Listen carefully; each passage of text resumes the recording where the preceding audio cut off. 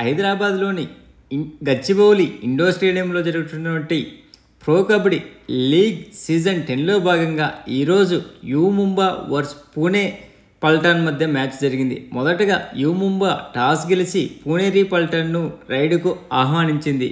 పుణేరి పల్టాన్ నుంచి star rider అయినటువంటి అస్లాం ముస్తఫా రైడ్కు వచ్చేసి ఒక బిట్టును టచ్ చేసి ఫస్ట్ పాయింట్ తీసుకువెళ్ళాడు. పుణే టీంకు మంచి శుభారంభం ఇచ్చాడు. తర్వాత యూ ముంబా మొదటి రైడు ఎంటీ రైడ్ చేసేది. ఈరోజు మ్యాచ్లో మొదటి నుంచి నువ్వా నేనా అన్నట్టు ఒకరిని మించి ఒకరు బాగా ఆడారు. కాకపోతే ఫస్ట్ హాఫ్ ముగిసే సమయానికి 2 పాయింట్లు ఆధిక్యంలో ఉన్నది యూ ముంబా. అప్పటికే యూ ముంబా నుంచి స్టార్ అయినటువంటి గుమన్ సింగ్ 9 పాయింట్లు అప్పటికే ఫస్ట్ హాఫ్ ముగిసే సమయానికే చేశాడు. ఈరోజు చాలా మంచి పర్ఫార్మెన్స్ ఇచ్చాడు గుమన్ సింగ్. అంతేకాకుండా ఓవరాల్గా తర్వాత సెకండ్ హాఫ్లో అప్పటికే మొదటి హాఫ్లో పూణేను ఒకసారి ఆల్అవుట్ చేసి ఉన్నది U Mumba. Second half start అయ్యేప్పటికీ పుణేరి పల్టాన్ కొద్దిగా పుంజుకొని యూ ముంబా కంటే మెరుగ్గా రానిచ్చేసి పాయింట్లో ఆధిక్యంలోకి దూసుకెళ్ళింది.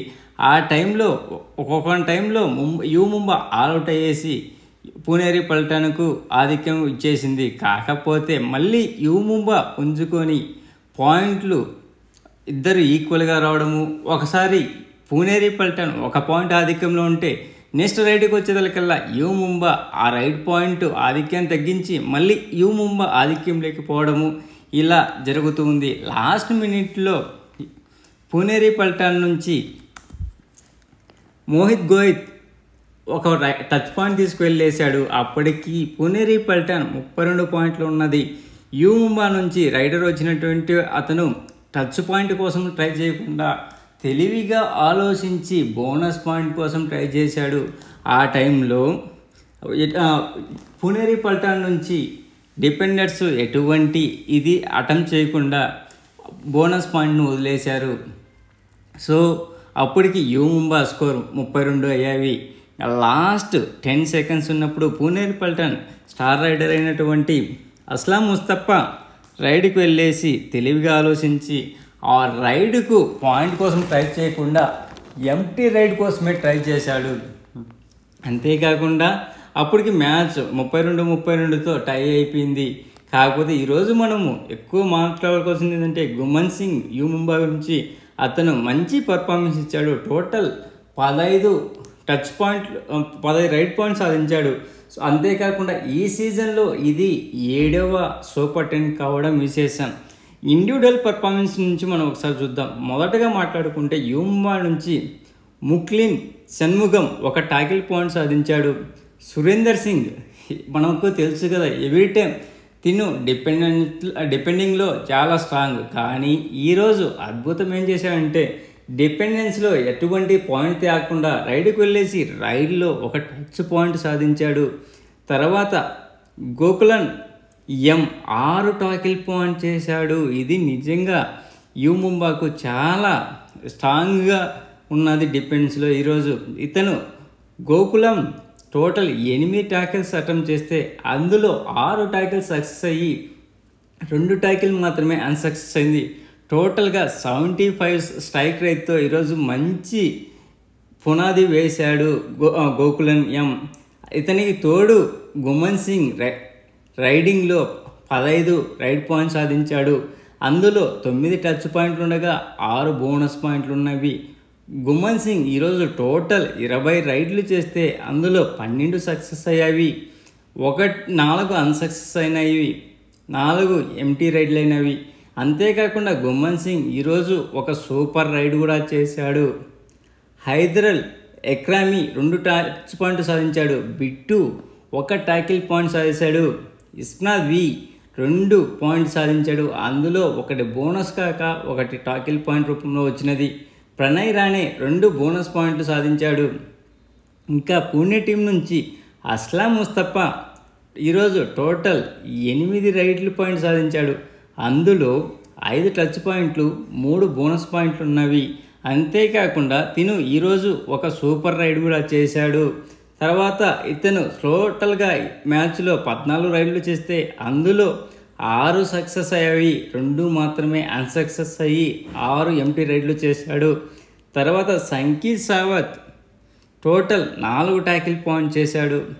పంకజ్ మోహితే 1 టచ్ పాయింట్ సాధించాడు. Mohit Goyat total 7 ride point సాధించాడు. అందులో 6 టచ్ పాయింట్ రూపంలో రాగా 1 బోనస్ రూపంలో వచ్చింది. మోహిత్ గోయత్ తర్వాత Mohammad Reza Chiyaneh tackles 6 tackle point సాధించాడు. టోటల్ 9 ట్యాకిల్స్ అటెంప్ట్ చేస్తే అందులో 6 సక్సెస్ అయ్యేవి, 3 మాత్రమే అన్సక్సెస్ అయ్యాయి. టోటల్ 67 స్ట్రైక్ రేట్తో నిలిచాడు. ఈరోజు ఇరు టీముల నుంచి ఒక రైడరు ఒక డిఫెండర్ స్ట్రాంగ్గా ఉంటే, యూ ముంబా నుంచి గోకులం ఎం డిఫెండింగ్లో స్ట్రాంగ్గా ఉంటే, గుమన్ సింగ్ రైడ్లో స్ట్రాంగ్గా కనిపించాడు. అలాగే పూణే నుంచి అస్లాం ముస్తఫా మోహిత్ కలిసి రైడింగ్లో బాధ్యతలు తీసుకుంటే, మహమ్మద్ రిజియా చియాని డిఫెన్స్లో బాధ్యతలు తీసుకొని మ్యాచ్ను ఓడిపోకుండా చేసుకున్నారు. ఇరు టీంలు నిజంగా చాలా బాగా ఆడాయి. అంతేకాకుండా ఈ మ్యాచ్ అయిపోయేదలికి ఏ టీము ఏ పొజిషన్లో ఉందో ఒకసారి మనం చూద్దాం. మొదటగా జైపూర్ పింక్ పాంథర్స్ 15 మ్యాచ్లకు గాను 63 పాయింట్లతో అగ్రస్థానంలో ఉండగా, పూణేరి పల్టన్ 14 మ్యాచ్లకు గాను 10 గెలిచి 2 ఓడిపోయి 1 టైతో 60 పాయింట్లతో సెకండ్ ప్లేస్లో ఉంది. దబాంగ్ ఢిల్లీ 14 మ్యాచ్లకు గాను 49 పాయింట్లతో థర్డ్ ప్లేస్లో ఉంది. గుజరాత్ గెయిన్స్ 14 మ్యాచ్లకు గాను 44 పాయింట్లతో ఫోర్త్ ప్లేస్లో ఉంది. హర్యానా స్టీలర్స్ 14 మ్యాచ్లకు గాను 44 పాయింట్లతో ఫిఫ్త్ ప్లేస్లో ఉంది. యూ ముంబా 14 మ్యాచ్లకు గాను 6 మ్యాచ్లు గెలిచి 6 మ్యాచ్లు ఓడిపోయి 2 టైతో 40 పాయింట్లతో 7th ప్లేస్ నుంచి 6th ప్లేస్కు ఎగబాకింది.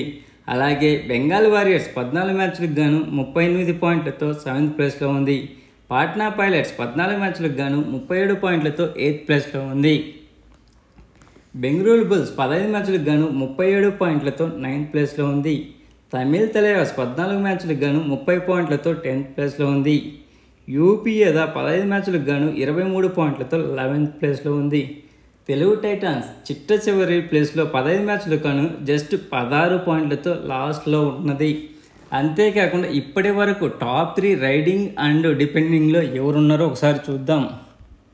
మొదటగా రైడర్ల గురించి మాట్లాడుకుంటే, జైపూర్ స్టార్ రైడర్ అయినటువంటి అర్జున్ దేశ్వాల్ 174 పాయింట్లతో అగ్రస్థానంలో ఉండగా, ఢిల్లీ కెప్టెన్ అయినటువంటి అసు మాలిక్ 147 పాయింట్లతో సెకండ్ ప్లేస్లో ఉన్నాడు. తెలుగు టైటన్స్ కెప్టెన్ అయినటువంటి పవన్ సర్వత్ 136 పాయింట్లతో థర్డ్ ప్లేస్లో ఉన్నాడు. ఇంకా డిఫెన్స్ విభాగంలో చూస్తే పూణే నుంచి మహమ్మద్ రిజా చియాని 57 ట్యాకిల్ పాయింట్లతో అగ్రస్థానంలో ఉండగా, జైపూర్ నుంచి అంకుష్ 51 పాయింట్లతో సెకండ్ ప్లేస్లో ఉన్నాడు. తమిళ్ తలైవాస్ కెప్టెన్ అయినటువంటి సాగర్ 50 ట్యాకిల్ పాయింట్లతో థర్డ్ ప్లేస్లో ఉన్నాడు. ప్లీజ్ ఫ్రెండ్స్, లైక్ చేయకపోతే లైక్ చేయండి, కొత్తగా వచ్చిన వాళ్ళు సబ్స్క్రైబ్ చేయండి. మీకు ఈ వీడియో నచ్చితే షేర్ చేస్తారని ఆశిస్తున్నాను. Signing off your Mahindra.